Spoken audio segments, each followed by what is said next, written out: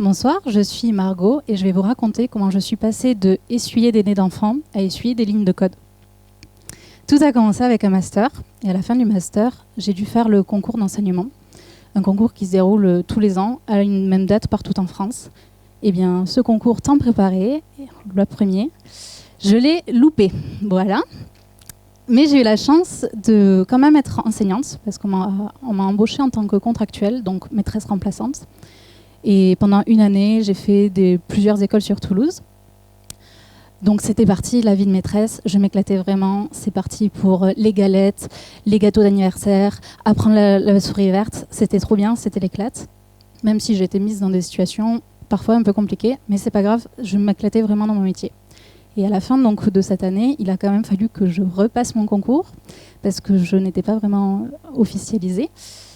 Donc un concours pour un métier que je faisais déjà, mais c'est pas grave, j'y allais, allez c'est parti, je vais l'avoir. Tout ça pour ne pas l'avoir une deuxième fois, super.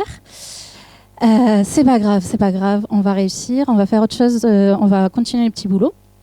Et à cette époque-là, j'étais aussi en colocation avec deux filles qui étaient en master web design et qui devaient faire une application web. Alors on cherchait tout ensemble, ouais, qu'est-ce qu'on pourrait faire? Et là je me suis dit, ça serait trop bien de faire une application de répartition des tâches ménagères entre colocataires. Ça n'a pas du tout pris, évidemment. Mais je me suis dit, est-ce que c'est si compliqué que ça de faire une application? Je commençais à regarder des tutos sur Internet, oui, parce que du coup c'était les vacances, donc on a le temps. Et je regardais, et puis j'ai réussi à faire ça. Voilà, j'étais la personne la plus fière du monde, c'est blanc sur noir, c'est le seul truc, ça bouge pas.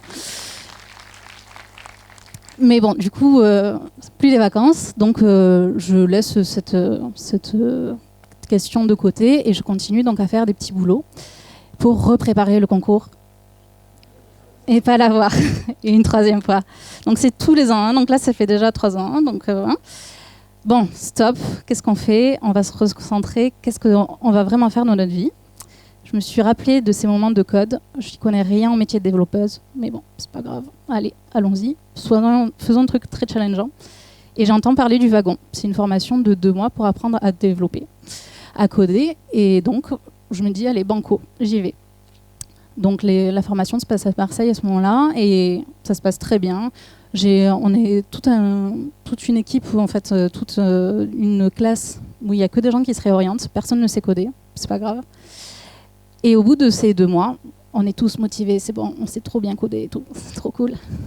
Sauf qu'en fait, au wagon, en 2 mois, imaginez-vous, pour apprendre un métier, on n'apprend qu'un seul langage. Oui, alors, un langage, qu'est-ce que c'est? C'est un peu comme les langues. C'est, en gros, comme ça fonctionne tous de la même manière, sujet, verbe, complément. Mais bon, comme les langues, il y a des termes différents, des mots différents. Et en gros, disons que moi, j'ai appris l'italien. Et l'italien, dans le marché du travail, ça représente à peu près un peu, mais pas trop non plus. Voilà, je suis là. Et sur Toulouse, il y a 10 boîtes, je pense, max, qui utilisent l'italien. Voilà, génial. C'est pas grave. Et en plus de ça, un autre truc, c'est que les boîtes utilisent pas que l'italien pour rendre le truc plus compliqué. J'entends parler d'une boîte qui utilise le langage que j'ai appris. Et j'y vais, sauf que c'est pas sur l'italien, c'est sur l'espagnol. Donc en gros, je suis comme ça. Ouais, c'est bon. Oui. Je serais parlé espagnol en 2 semaines. J'ai appris à parler italien en 2 mois. C'est bon, impec. Clairement, la boîte ne m'a pas prise. Et enfin, pas pour ça.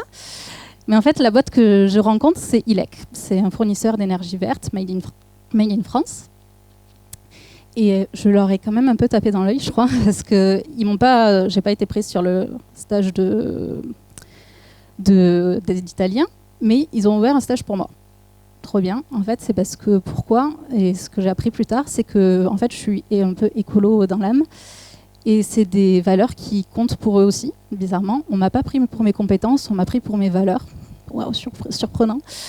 Et merci. Donc commence le stage qui dure 2 mois et à la fin de ce stage, apparemment ça se passait bien parce qu'on m'a proposé un CDI. Trop bien, parfait. Quand je suis arrivée, on était 4 développeurs, donc 2 pros et 2 stagiaires. Et ça se passe très bien, on a déménagé, on a grandi. Aujourd'hui, on est 8 développeurs, on est 55 dans la boîte, enfin, c'est un peu fou.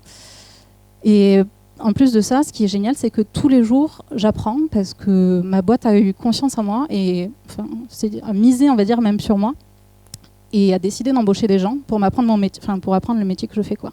Donc c'est super.